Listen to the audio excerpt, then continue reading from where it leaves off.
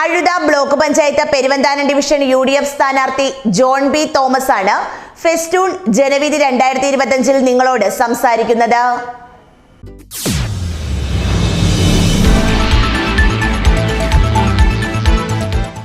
Festoon ചാനലിന്റെ ജനുവരി 2025 സ്ഥാനാർത്ഥി പറയുന്നു പരിപാടിയിൽ ജനങ്ങളുമായി ആശയങ്ങൾ പങ്കുവെക്കുന്നത് അഴുത ബ്ലോക്ക് പഞ്ചായത്ത് പെരുവന്താനം ഡിവിഷനിൽ UDF സ്ഥാനാർത്ഥിയായി മത്സരിക്കുന്ന ജോൺ പി തോമസ് ആണ്.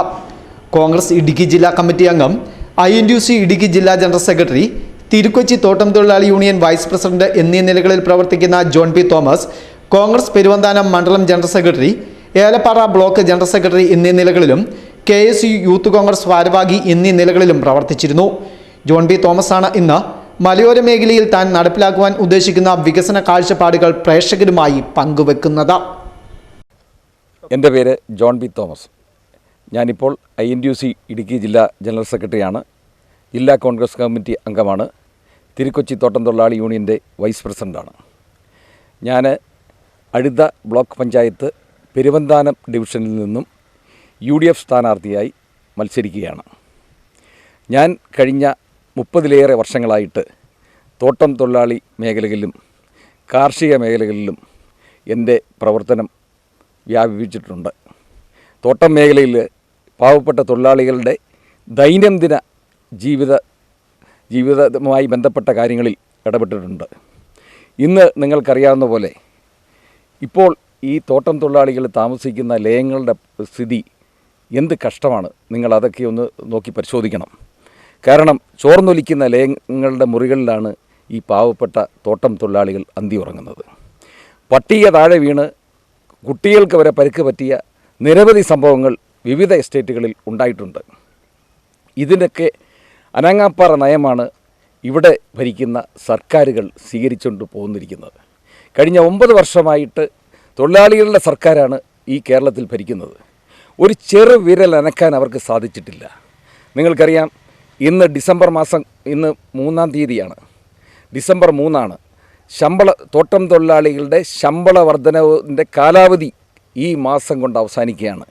ഒരു ചർച്ച പോലും നടത്താൻ ഈ ഇടതുപക്ഷ ജനാധിപത്യ മുന്നണിയുടെ സർക്കാരിനോ ഈ ബന്ധപ്പെട്ട തൊഴിലാളി നേതാക്കൾക്കോ ഇല്ല എന്നുള്ളത് വളരെ ഖേദകരമാണ്. കാരണം പാവപ്പെട്ട തൊഴിലാളികൾക്ക് ഒരു 10 രൂപയെങ്കിലും കൂട്ടിക്കൊടുത്തിട്ടുള്ളത് UDFൻ്റെ സർക്കാരാണ്. ഉമ്മൻചാണ്ടി സർക്കാരാണ് ഏറ്റവും കൂടുതൽ തൊഴിലാളികൾക്ക് കൂലി കൂടുതൽ അനുവദിച്ചിരിക്കുന്നത്. നാളിതുവരെയായിട്ട് ഇന്ന് ഇത് നിസ്സാര സംഭവമല്ല.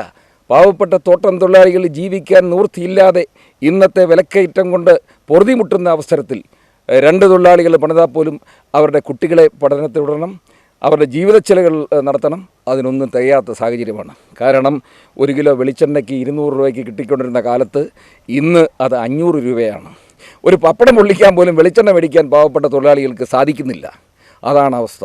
ഈ അവസ്ഥ കണ്ടിട്ട് പോലും തൊഴിലാളികളുടെ ശമ്പള വർധനവിൽ ഇടപെടാത്ത ഇടതുപക്ഷ സർക്കാരിൻ്റെ നയം പാവപ്പെട്ട തോട്ടം തൊഴിലാളികൾ തിരിച്ചറിയണം.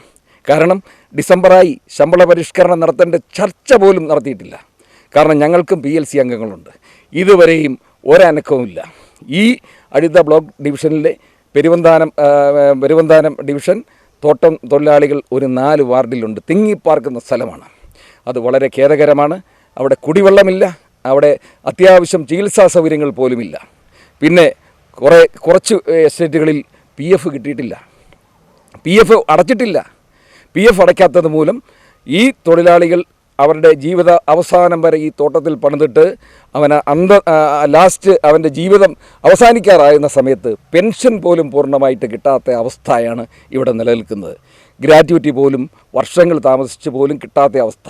ഇതിനെതിരെ ഒക്കെ പ്രതികരിക്കാൻ ഈ ഒരു സംഘടനകൾ ഞങ്ങളുടെ സംഘടനകളൊക്കെ പ്രതികരിക്കുന്നുണ്ട്. പക്ഷേ ഭരണമില്ലാത്തത് നിമിത്തം അതിനൊന്നും പൂർണ്ണമാകാൻ സാധിക്കുന്നില്ല. അതിനൊക്കെ ഒരു മാറ്റം വരുത്തണം. പിന്നെ പാവപ്പെട്ട തൊഴിലാളികളുടെ ജീവിത നിലവാരം ഉയർത്തണം.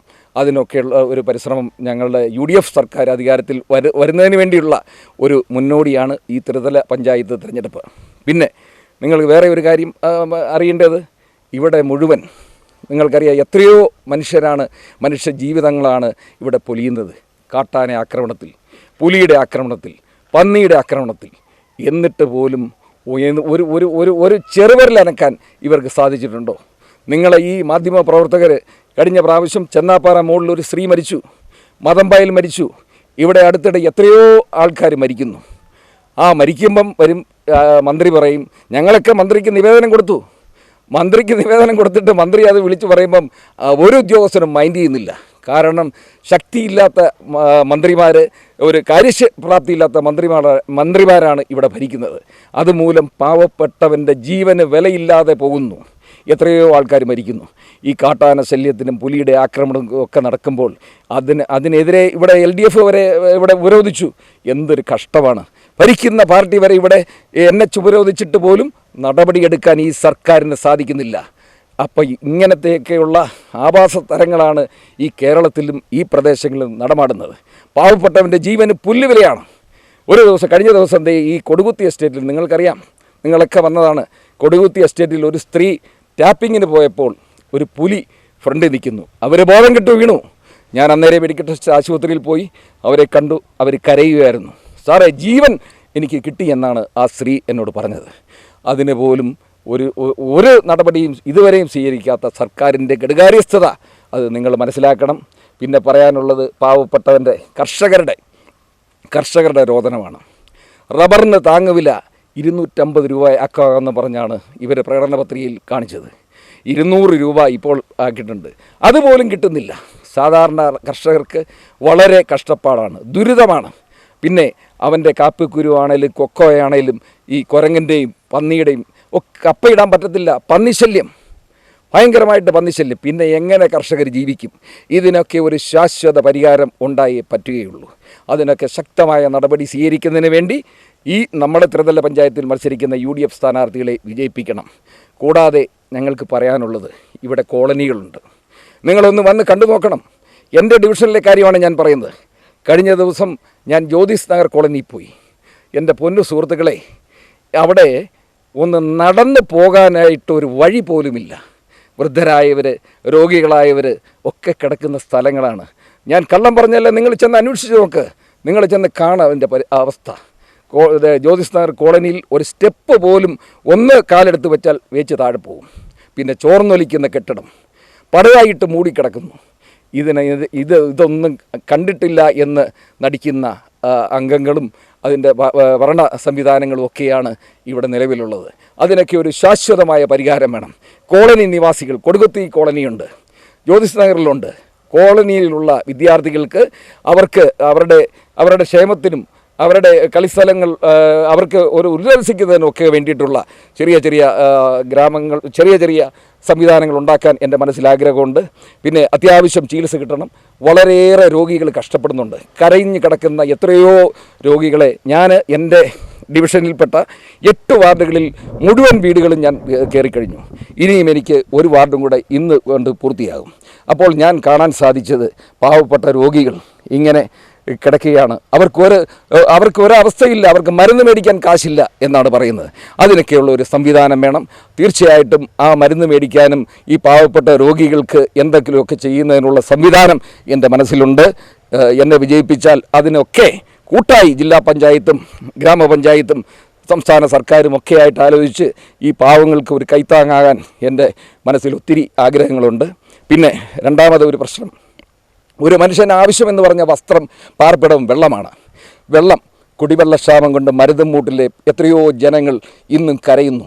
ഞാൻ ചെന്നപ്പം ഒരു കോളേജിൽ പഠിക്കുന്ന ഒരു വിദ്യാർത്ഥിനി പറയുകയാണ്, സാറേ ഇവിടെ വെള്ളമില്ല.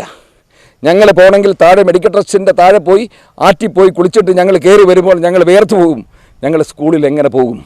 ഒരു തുള്ളി വെള്ളമില്ല. പേരിന് പൈപ്പിട്ടിട്ടുണ്ട്, കണക്ഷൻ കൊടുത്തിട്ടുണ്ട്, വെള്ളമില്ല. നിങ്ങൾ അന്വേഷിച്ചാൽ അറിയാം, എത്രയോ ആയിരക്കണക്കിന് ആൾക്കാർക്ക് കുടിവെള്ളം പോലും ഇപ്പോഴും ലഭ്യമായിട്ടില്ല. കുടിവെള്ളക്ഷാമത്തിന് ശാശ്വതമായ പരിഹാരമുണ്ടാക്കുന്നതിന് വേണ്ടി ഉള്ള പ്രയത്നം ഞാൻ ചെയ്യും. പിന്നെ ആരോഗ്യ മേഖലയിലും കുടിവെള്ളത്തിനും ഒക്കെ മുൻഗണനയോട് പ്രവർത്തിച്ച് അതിനുള്ള ഇതിനുള്ള ഒരു പൂർണ്ണത എത്തിക്കുന്നതിന് വേണ്ടിയുള്ള നടപടിയുമായിട്ട് പോകും. പ്രിയപ്പെട്ട നമ്മുടെ ഡിവിഷനിലെ ജനങ്ങളോട് എനിക്കൊരു അഭ്യർത്ഥനയുണ്ട്. എന്നോടൊപ്പം UDF സ്ഥാനാർത്ഥികളായി മത്സരിക്കുന്ന ജില്ലാ പഞ്ചായത്ത് വാഗമൺ ഡിവിഷനിലേക്ക് മത്സരിക്കുന്ന മിനി സാബു എന്ന വ്യക്തി മഹിളാ കോൺഗ്രസിൻ്റെ ജില്ലാ പ്രസിഡൻ്റാണ്. പഞ്ചായത്ത് പ്രസിഡൻ്റായിട്ട് സേവനമനുഷ്ഠിച്ചിട്ടുണ്ട്. കോൺഗ്രസിൻ്റെ മണ്ഡലം പ്രസിഡൻ്റായിട്ടുണ്ട്. കരുത്തിയായ മിനി സാബുവിനെയും നമ്മുടെ പ്രിയപ്പെട്ട കൊക്കയാർ ഡിവിഷനിൽ നിന്ന് മത്സരിക്കുന്ന ബ്ലോക്ക് പഞ്ചായത്തിലേക്ക് മത്സരിക്കുന്ന നമ്മുടെ പ്രിയപ്പെട്ട നൗഷാദ് വെമ്പിളിയെയും എന്നോടൊപ്പം മത്സരിക്കുന്ന കൊടുകുത്തി വാർഡിൽ മത്സരിക്കുന്ന ഷേർലി ജോർജ്, പെരുവന്താനം വാർഡിൽ നിന്ന് മത്സരിക്കുന്ന ഷിയാസ് മുത്തേടത്തിനെയും, കടമാങ്കുളം വാർഡിൽ നിന്ന് മത്സരിക്കുന്ന തോമസ് കുട്ടിയെയും, മുണ്ടക്കയം ഈസ്റ്റിൽ നിന്ന് മത്സരിക്കുന്ന KN രാമദാസിനെയും, പാലൂർക്കാവിൽ നിന്ന് മത്സരിക്കുന്ന മേരിക്കുട്ടി ബിനോയിയെയും, കൊക്കയാർ പഞ്ചായത്ത് പൂവഞ്ചി ഡിവിഷനിൽ നിന്ന് മത്സരിക്കുന്ന സ്റ്റാൻലി സണ്ണിയെയും, കൊക്കയാർ പഞ്ചായത്ത് മുളങ്കുന്ന് വാർഡിൽ നിന്ന് മത്സരിക്കുന്ന സുനിത ജയപ്രകാശിനെയും, ബോയ്സ് എസ്റ്റേറ്റ് വാർഡിൽ നിന്ന് മത്സരിക്കുന്ന മുൻ ബ്ലോക്ക് പഞ്ചായത്ത് പ്രസിഡന്റായിരുന്ന സ്വർണ്ണലത അപ്പുക്കുട്ടനെയും വൻപിച്ച ഭൂരിപക്ഷത്തോടുകൂടി വിജയിപ്പിച്ച് ഐക്യ ജനാധിപത്യ മുന്നണിയുടെ കരുത്ത് പകരണമെന്ന് നിങ്ങളുടെ വിനയപുരസ്സരം അഭ്യർത്ഥിക്കുകയാണ്.